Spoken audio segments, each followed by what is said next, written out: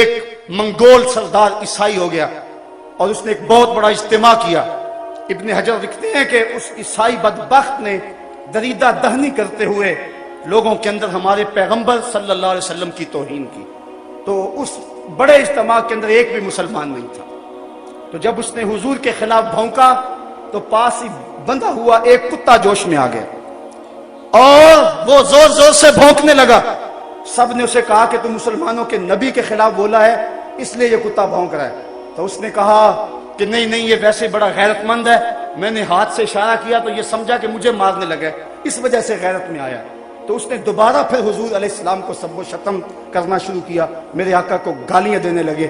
کتنا مجمع تھا لیکن کوئی بھی حضور کا غلام نہیں تھا. تو تاریخ نے بتایا ہے کہ پھر وہ کتا ایک دم رسا توڑ کے جھپٹ کے شیر کی طرح اس کے اوپر حملہ آور ہو گیا اور اس نے اپنے دانت وہ اس کی گردن میں گاڑ دیے اور چھوڑا تب جب اس کو جہنم میں پہنچا دیا. ابن حجر لکھتے ہیں کہ اس واقعہ کو دیکھ کر اس منگول سردار سمیت اس مجمع سے 40,000 لوگ اسلام قبول کر گئے. اللہ تو اپنے نبی کے دین کی اور اپنے نبی کی ناموس کی حفاظت یوں بھی کرنا جانتا ہے.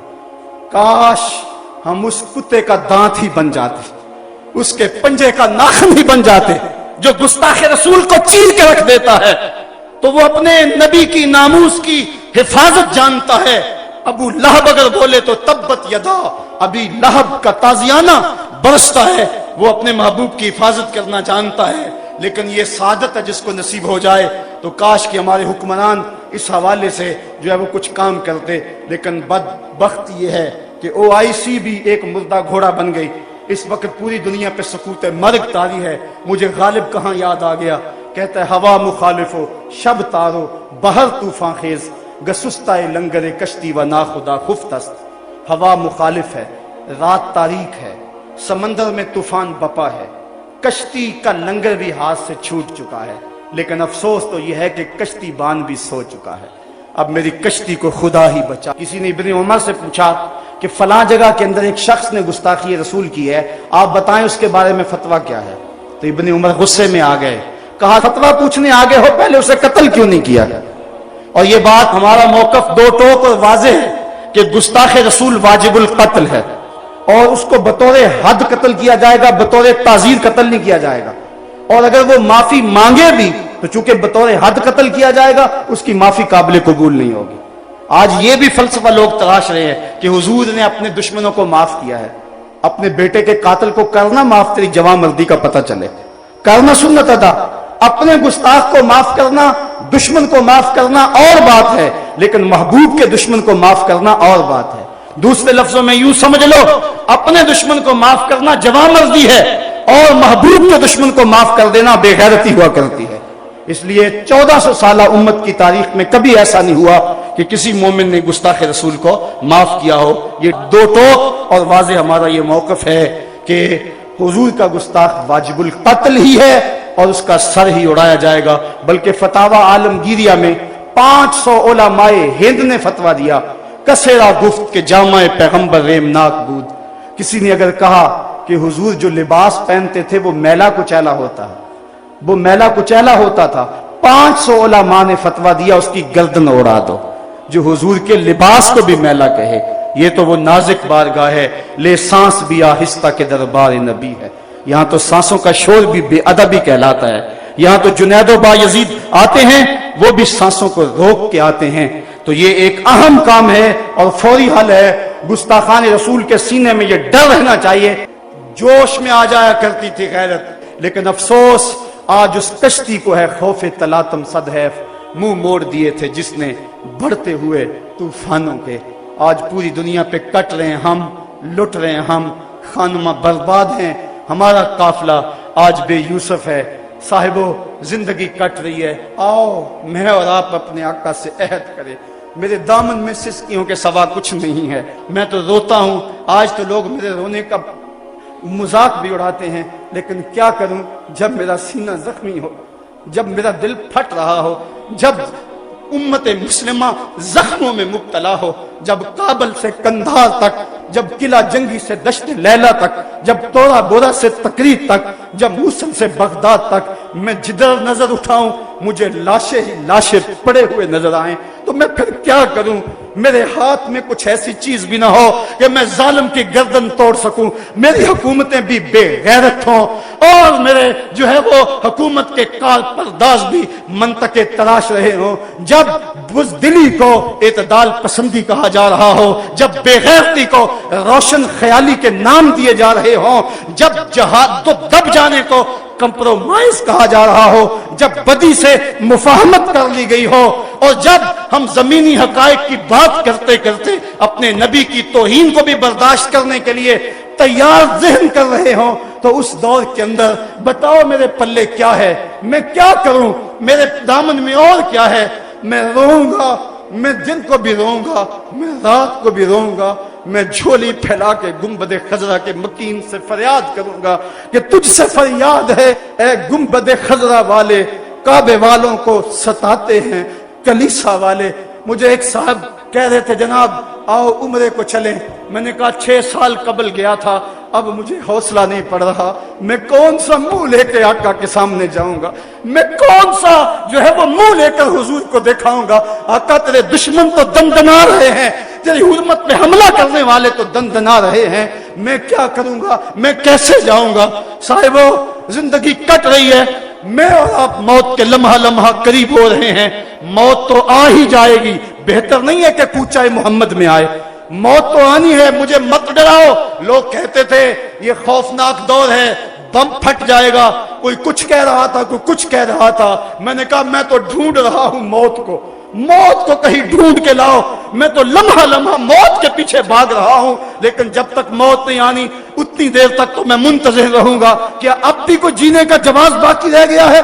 अब भी हम जी सकते हैं कि हमारे आका की तौहीन हो रही हो और हम जी रहे हो?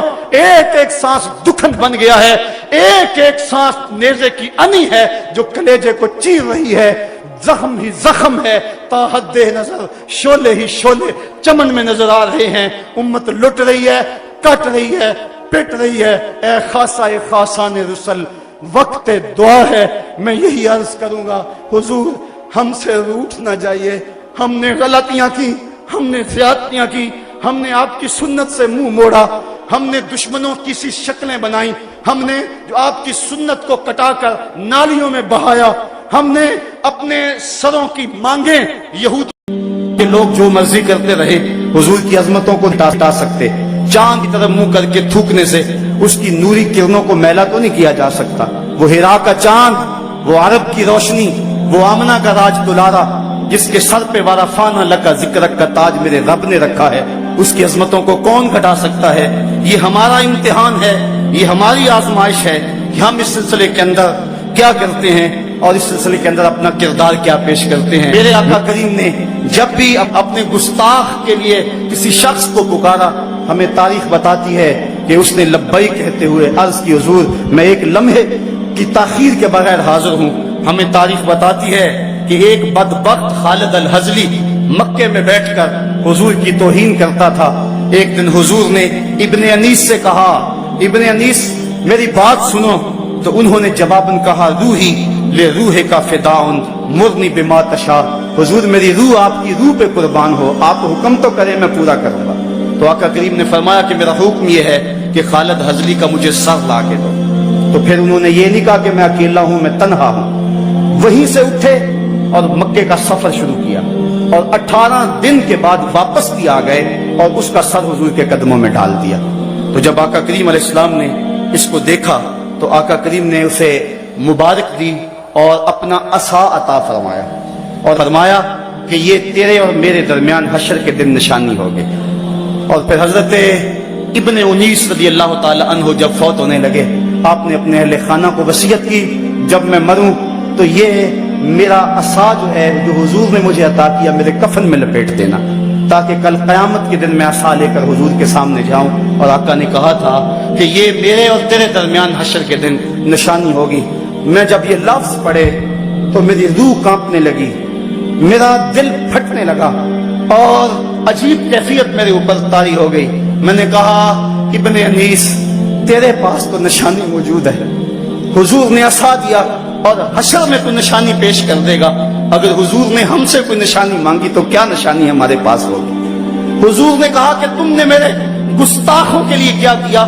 तो हम देखें, सोचें, गिरेबान में झांके कि हम किस तरह चैन से सो जाते हैं, किस तरह खाना खाते हैं, किस तरह पानी पीते हैं। हजरत इमाम मालिक ने तो कहा था कि दो ही बातें हैं इस धरती पे, या मोमिन जिंदा रहेगा या गुस्ताख रसूल जिंदा रहेगा। कहा एक साथ दो जिंदा नहीं रह सकते हैं। हजरत मुआज बिन जबल ने घोड़े से उतरने से इनकार कर दिया जब यमन में गए। कहा मुझे पता चला तुम्हारी धरती में एक गुस्ताख रसूल बसता है, जब तक वो गुस्ताख यहाँ मौजूद है मैं इस धरती पे कदम नहीं रख सकता, उतनी देर तक उतरूंगा नहीं जब तक उसका सर मेरे सामने नहीं होगा। तो ये थी हमारे बुजुर्गों की कहानियां। तो मैं कह रहा था, सोच रहा था कि इब्ने अनीस तेरे पास तो निशानी है, काश हमें भी निशानी मिल जाए। कामल चीमा शहीद ने भी एक निशानी हासिल कर ली, गाजी इल्मुद्दीन शहीद ने भी एक निशानी हासिल कर ली, गाजी अब्दुल कयूम ने भी एक निशानी हासिल कर ली। ये है वो निशानियां जो कल हुजूर की खिदमत में लेकर हाजिर होंगे। हजरत गाजी इल्मुद्दीन अपनी गर्दन की टूटी हुई हड्डी लेकर शामिल होंगे और गाजी अहमद चीमा शहीद अपने बदन के ऊपर हिटलर के बेटों के लगाए हुए जख्म लेकर हुजूर के सामने पेश होंगे। इनके पास तो निशानियां मौजूद हैं। फिर मैंने सोचा चलो लब्बैक या रसूलल्लाह कॉन्फ्रेंस में जोर लगा के लब्बैक या रसूलल्लाह कह के अहद तो करें कि और हमारे मुकद्दर, फिर हमारी ये किस्मत कि हमें भी कोई निशानी मिल जाए और हम भी उस पर सारी जिंदगी नाज करें और अपने बच्चों को नसीहत करें कि इसको हमारे कफन में लपेट देना। आज उस निशानी की तलब के लिए, उसकी आरजू के लिए, अपने आका से अहद गुलामी करने के लिए और अपनी जान, अपना माल, अपनी सलाहियतें, अपना वक्त, अपनी नस्लें हुजूर पर कुर्बान कर देने के लिए इस आज़म के साथ लब्बैक या रसूलल्लाह का नारा बुलंद करें। ये एक रस्म न ठहरे बल्कि ये तुम्हारे दिल के धड़कन की सदा हो और दिल तुम्हारे आंसू इसके सदा के अंदर जज्ब हो और मोहब्बतों के साथ अपने आका से अर्ज करें लब्बैक या रसूलल्लाह, लब्बैक या रसूलल्लाह, लब्बैक या रसूलल्लाह। ये सदाए दिल नवाज मेरे साथ लगा के गुंबद खजरा के मकीन को गवाह बनाएं और अर्ज करें आका हम जो कुछ हैं माजी से दरगुजर फरमा दें। आज हम अहद करते हैं कि एक एक सांस आपके नाम वक्फ कर देंगे। बुलंद आवाज से ये अहद करें अपने आका से लब्बैक या रसूल अल्लाह,